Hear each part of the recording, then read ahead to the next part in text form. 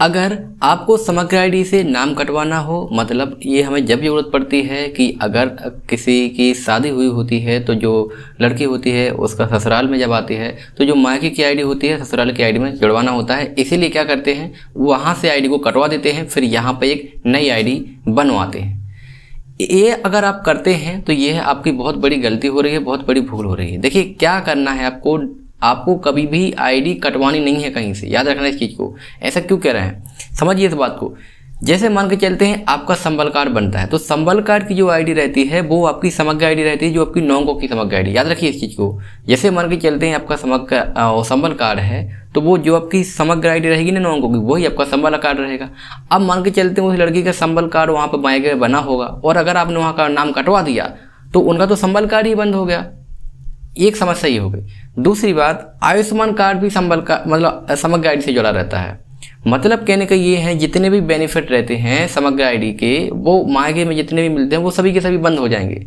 फिर आपको यहाँ पर उनका बेनिफिट नहीं मिलेगा। आप यहाँ पे एक नई आईडी बनवाओगे, फिर आपका 0 से शुरू होगा जो उनके बेनिफिट है। अगर संबल कार्ड है तो फिर आपको यहाँ से बनवाना पड़ेगा, ठीक है। और जो आपका अगर आयुष्मान कार्ड होगा तो आईडी से कट जाएगा, मतलब बहुत कुछ प्रॉब्लम हो जाएगी। इसीलिए क्या करवाना होता है, आईडी पे नाम नहीं कटवाना।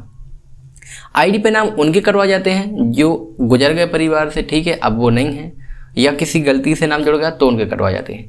अब बात ये आती है कि फिर हम अपनी आईडी में नाम कैसे जुड़वाते हैं।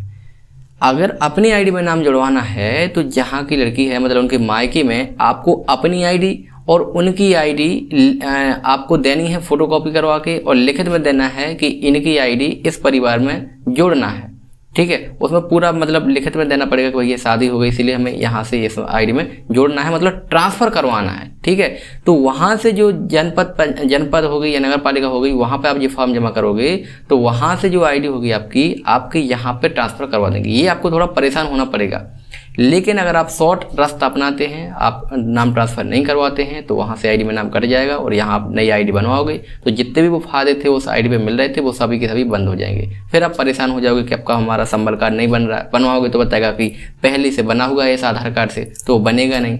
आयुष्मान कार्ड बनवाओगे तो आप आएगा नहीं, दोबारा बनेगा नहीं, क्योंकि बताएगा पहले से बना है। और आप आईडी में सर्च करोगे तो मिलेगा नहीं। क्यों नहीं मिलेगा, क्योंकि वो आईडी जिस आईडी से बना था वो आईडी ही नहीं है, आईडी ही गायब हो गई। तो ऐसी और भी जो परेशानियां होती हैं उन परेशानियों से आप बचेंगे, इसीलिए आईडी को हटा नहीं है। अब एक और महत्वपूर्ण बात बता दें आपको, बहुत इंपॉर्टेंट।